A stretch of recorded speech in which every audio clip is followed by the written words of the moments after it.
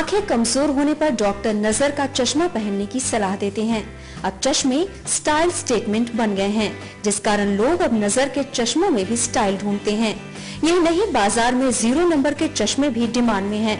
नजर का चश्मा खरीदते हुए भी लोग लेटेस्ट ट्रेंड के हिसाब से फ्रेम चुनते हैं। जो चश्मा नहीं पहनना चाहते वो लेंसेज का इस्तेमाल कर सकते हैं।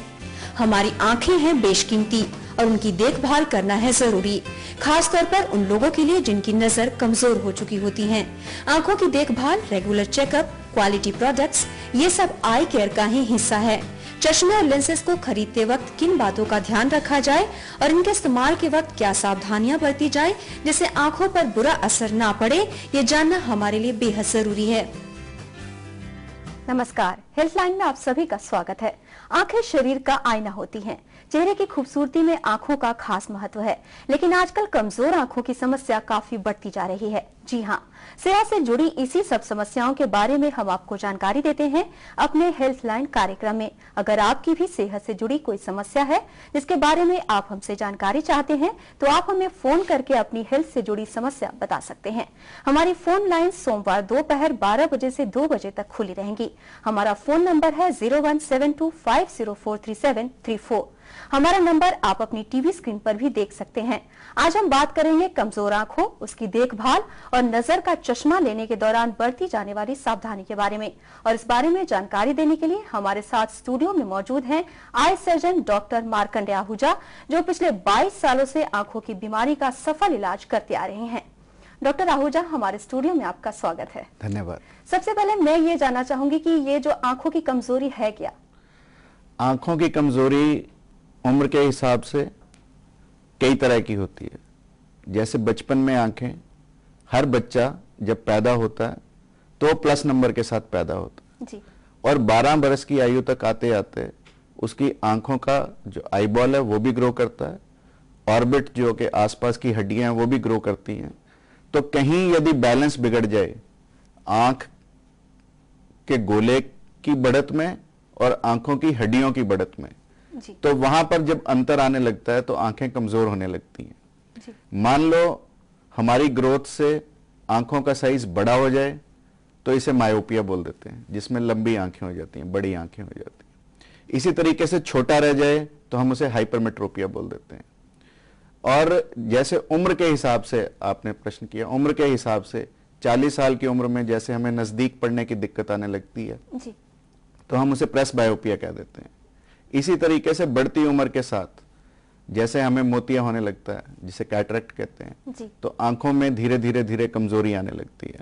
इसी तरह से काला मोतिया एक बीमारी है, आंखों में कमजोरी आने लगती है। इसी तरीके से जो हमारा रेटिना है, जो देखने की फिल्म है, जिसके ऊपर इमेज बनता है, जिसके ऊपर हम देखते हैं कि जो भी प्रतिबिंब बनते हैं, तो वो रेटिना भी कमजोर होने लगता है।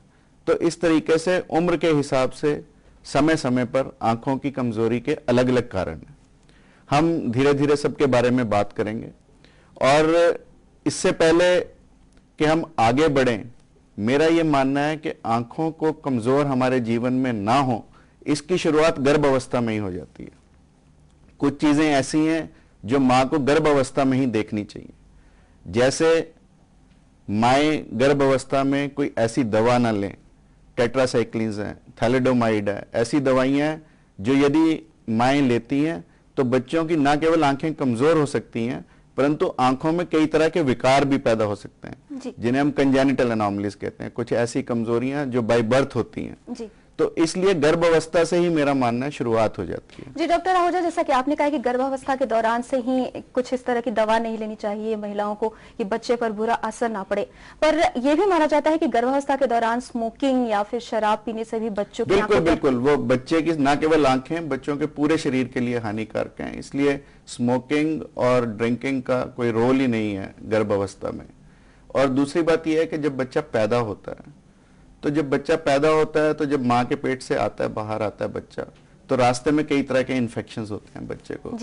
तो वो जब बच्चा पैदा हो, तो पैदा होते ही बच्चे को कोई ना कोई एंटीबायोटिक ड्रॉप्स जो रोगाणुओं से हमारी क्षमता बढ़ाते हैं, ऐसे ड्रॉप्स डाल लेने चाहिए ताकि आंखों में कोई इन्फेक्शन पैदा ना हो। और यदि आंखों में इन्फेक्शन पैदा होता है तो कोई ना कोई ऐसा विकार पैदा हो जाएगा जिससे पूरी उम्र हमारी आंखें कमजोर रह सकती हैं। इसलिए जैसे ही बच्चे पैदा हो, सबसे पहली चीज है कि उसकी आंखों में एंटीबायोटिक ड्रॉप्स डाले जाए ताकि बच्चा की आंखों में कोई विकार पैदा ना हो। दूसरा, vitamin A drops. Vitamin A drops हर बच्चे को 6-6 महीने के गैप पे 50,000 इंटरनेशनल यूनिट्स 5 साल की उम्र तक हमें देने चाहिए, ताकि बच्चे में विटामिन ए सबसे जरूरी चीज है जी। यदि विटामिन ए नहीं होगा तो बच्चों को रात को पूरा नहीं दिखाई देगा।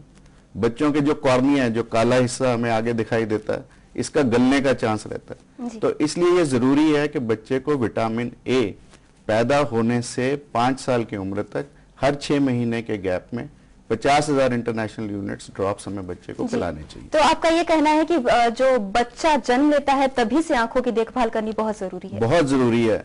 अब मैं आपको कुछ एग्जांपल्स देता हूं जो हम अपनी रोजमर्रा की जिंदगी में हम देखते हैं। जैसे हम बच्चे के लिए पालना चुनने जाते हैं जी। क्रैडल जिसे बोलते हैं।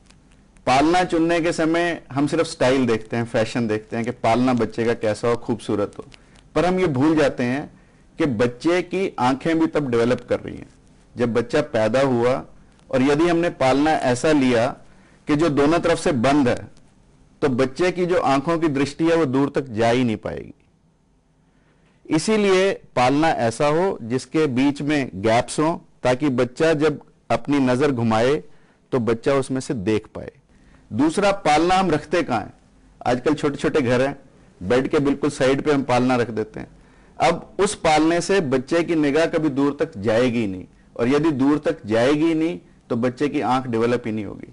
इसलिए बड़ा जरूरी है कि पालने को हम कमरे के सेंटर में रखें, और रात को जब बच्चे को सुलाएं तो कमरे में कोई ना कोई 0 वॉट का बल्ब जरूर जलना चाहिए, ताकि बच्चा जब उठे तो उसको अंधेरा ना मालूम पड़े, उसकी आंखें कुछ ना कुछ देख पाएं। और इसी तरीके से और कई चीजें हैं जो बचपन में जैसे जैसे बच्चा बड़ा होता है वो देखने की होती हैं। पालना मैंने आपको एक उदाहरण दिया, और मेरा ये मानना है कि माओ की प्रॉपर ट्रेनिंग होनी चाहिए इस बारे में, और स्कूल टीचर्स की भी ट्रेनिंग होनी चाहिए, ताकि पता लगे कि बच्चा जब बड़ा हो रहा है तो उसकी आंखों की हमें कैसे कैसे केयर करनी।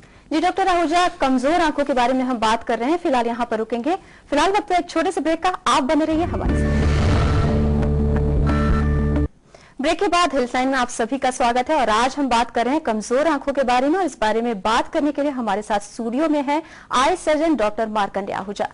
डॉक्टर आहूजा, आंखों की जो कमजोरी जो होती है उसके बारे में हम बात करें तो उसके लक्षण क्या होते हैं? बच्चों में खासतौर पर लक्षण, जैसे मान लो बच्चा किताब को बहुत नजदीक से पढ़ता है, बच्चा टीवी को बिल्कुल नजदीक जाके देखता है, बच्चा चलते चलते गिर जाता है, बच्चा सीढ़ियों से अक्सर गिर जाता है, बच्चा खेलते हुए अक्सर गिर जाता है। तो ये ऐसे कई लक्षण हैं जिससे हमें ये अंदाजा होने लगता है कि बच्चा आंख को ऐसे करके देखता है, आंखों को स्क्वीज करके देखता है, बिचोड़ के देखता है। तो इसका मतलब ये है कि बच्चे की कहीं ना कहीं आंखें कमजोर हैं। मेरा तो ये मानना है कि इससे पहले हमें ये पता लगे बच्चे की आंखें कमजोर हैं, आइडियली बच्चे को 3 साल की उम्र पे आई सर्जन के पास ले जाकर चेक ही करा लेनी चाहिए, जिसे हम कहते हैं प्री स्कूल चेकअप। स्कूल जाने से पहले ही एक चेकअप हो जाए, और फिर हर साल तक, कम से कम 12 साल की उम्र तक उसका चेकअप होता रहे, क्योंकि 12 साल तक आंखें बढ़ती हैं जैसा मैंने कहा। तो इसलिए पहले हम स्कूल जाने से पहले हर बच्चे का टेस्ट करा लें, ताकि अगर यदि आंखें कमजोर हैं तो उनको समय पर उनका इलाज कर सकें। अन्यथा कई बार क्या होता है कि हमें पता ही नहीं लगता, और एक कंडीशन होती है जिसे हम कहते हैं लेजी आई, साइंटिफिकली उसे हम एम्ब्लायोपिया कहते हैं। मान लो बच्चे का +4 नंबर था, पता लगा ही नहीं, और खासतौर पे जब एक आंख में हो नंबर, दोनों में ना हो, जब एक आंख में ही नंबर हो तो ऐसे पता लगता है। काफी सालों के बाद जब हम टेस्ट करते हैं तो पता लगता है कि बच्चे की आंख कमजोर निकली।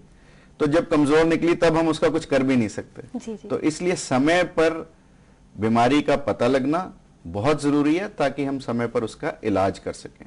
डॉक्टर आहूजा, ये तो थी छोटे बच्चों की बात। अगर बड़ों की बात करें, जैसे 40 के बाद जो आंखें, अक्सर लोगों में कमजोर आंखों की समस्या होती है, तो उन्हें किस तरह की समस्या देखी जाती है? 40 साल की उम्र पे आप देखेंगे कि आप किताब पढ़ने लगते हैं तो नॉर्मल डिस्टेंस जैसे हम 30 सेंटीमीटर बोलते हैं, 30 सेंटीमीटर पर हम किताब को देखकर पढ़ रहे हैं। तो धीरे धीरे क्या होता है कि हम इसको पीछे ले जाने लगते हैं, और जब पता हमें कब लगता है, जब हम दूर करके भी नहीं पढ़ पाते तो हमें लगता है। और जो पढ़े लिखे नहीं है, जैसे लेडीज हैं घर में, तो सुई में धागा डालने लगती हैं तो उन्हें पता लगता है कि धागा नहीं डल रहा, तो इससे अंदाजा होता है कि भी आंखें कमजोर हैं। और 40 साल के बाद तकरीबन सब लोगों को नजदीक का पढ़ने के लिए इसे हम कहते हैं loss of accommodation with age, यानी कि प्रेस बायोपिया, जो हर व्यक्ति को नजदीक का चश्मा लगना ही लगना, या व्यक्ति पहले से माइनस नंबर में हो तो उसे देर से लगेगा जरूर, किसी को जल्दी लगेगा, किसी को देर से लगेगा। और ऐसे जो नजदीक के चश्मे हैं, इनका नंबर प्राय 5 साल के गैप पर बढ़ता चला जाता है। जैसे 40 की उम्र पे प्लस 0.5 का लगा, 45 की उम्र पे प्लस 1 हो जाएगा, 50 तक आते आते 1.5 हो जाएगा, ऐसे नंबर ये बढ़ता चला जाता है। डॉक्टर आहूजा, युवाओं में भी आजकल काफी ज्यादा इस तरह की समस्या देखी जा रही है, तो उनकी क्या वजह है? क्या वो ज्यादा टीवी देखते हैं, सिस्टम पे बैठते हैं, क्या वजह मानते हैं? बिल्कुल ठीक आपने प्रश्न किया मेरे से, क्योंकि आज एक सबसे, हालांकि हम तो टीवी पर बैठे हैं, कहना नहीं चाहिए क्योंकि टीवी ऐसा साइंटिफिकली प्रूवन है, और ऐसा मेरा भी मानना है कि 12 साल से कम आयु के बच्चों को दिन में आधे घंटे से ज्यादा नहीं देखना चाहिए।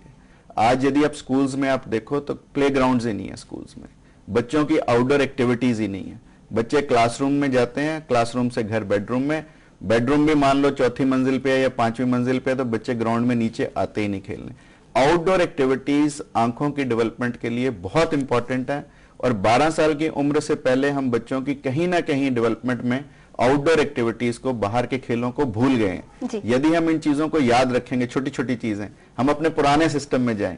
पहली बात तो मैं ये कहूंगा कि 3 साल में बच्चे को भेजना ही उसकी आंखों के लिए ठीक नहीं है स्कूल में, परंतु आजकल सब तरह की मजबूरियां हैं, बच्चे को भेजना पड़ता है।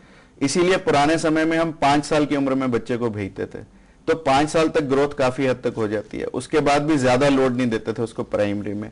आज नर्सरी के बच्चे के पास इतनी बुक्स हैं कि वो रेस्ट ही नहीं कर पाता, उसकी आंखें स्ट्रेन्ड है, ओवर स्ट्रेन्ड है, मैं तो ये कहूंगा। बुक से हटता है तो टीवी पे, टीवी से हटता है तो वीडियो गेम्स पे, वीडियो गेम से हटता है तो प्ले स्टेशन पे, और कुछ ना मिले तो मोबाइल में गेम्स हैं। तो इसलिए बच्चों के लिए इनफैक्ट इनका बहुत हार्मफुल इफेक्ट है, और युवाओं में सिस्टम का यूजेज जो बढ़ रहा है, उसके लिए कंप्यूटर से रिलेटेड, आजकल हम उसे कहते हैं कंप्यूटर रिलेटेड आई सिंड्रोम।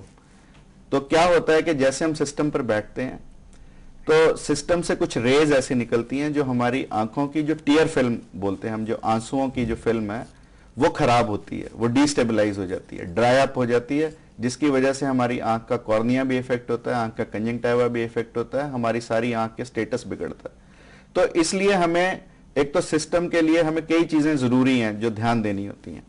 पहला तो हर आधे घंटे में आपको सिस्टम से उठना ही उठना है, चाहे आप उठ के 100 गज तक जाएं, चाहे आप 5 गज दूरी तक जाएं, यहां से वहां तक जाएं, बस सिर्फ जाएं जरूर थोड़े डिस्टेंस के लिए। और जब आप थोड़ा डिस्टेंस ले लेंगे, चाहे आपने आधा मिनट का ब्रेक दिया, तो इट विल हेल्प यू, पहली बात। दूसरी बात यह है कि आप अपना ब्लिंकिंग रेट, क्योंकि जब हम ब्लिंक करते हैं, जब हमारी आंखें हिलती हैं, ब्लिंक करते हैं, तो हमारी आंखों का लुब्रिकेशन होता है, आंखों की जो टीयर फिल्म है वो स्प्रेड होती है, आंखें को गीलापन, नमी रखने में हम कामयाब होते हैं। तो इसलिए जो सिस्टम पे लोग काम करते हैं उन्हें अपनी ब्लिंकिंग बढ़ा लेनी चाहिए। तीसरा, सिस्टम हमारे आई लेवल पे होना चाहिए। नॉर्मली मैंने देखा है सिस्टम्स नीचे होते हैं, या सिस्टम सामने होते हैं, या ऊंचाई पर होते हैं, तो सिस्टम का लेवल और हमारा लेवल एक होना चाहिए। तीसरा, हमें ब्लिंकिंग अपनी बढ़ानी है। चौथा, बीच बीच में जब हम कंप्यूटर स्क्रीन पर काम कर रहे हैं, बीच बीच में हम दूर पर देखते रहें, जरूरी नहीं है कि लगातार स्क्रीन पर देखें, कई काम ऐसे भी हैं जब हम बिना स्क्रीन पर देखे कर सकते हैं। तो स्क्रीन से जितना ध्यान हम अपना हटाएंगे, उतना हमारी सेहत के लिए, हमारी आंखों के लिए अच्छा होगा।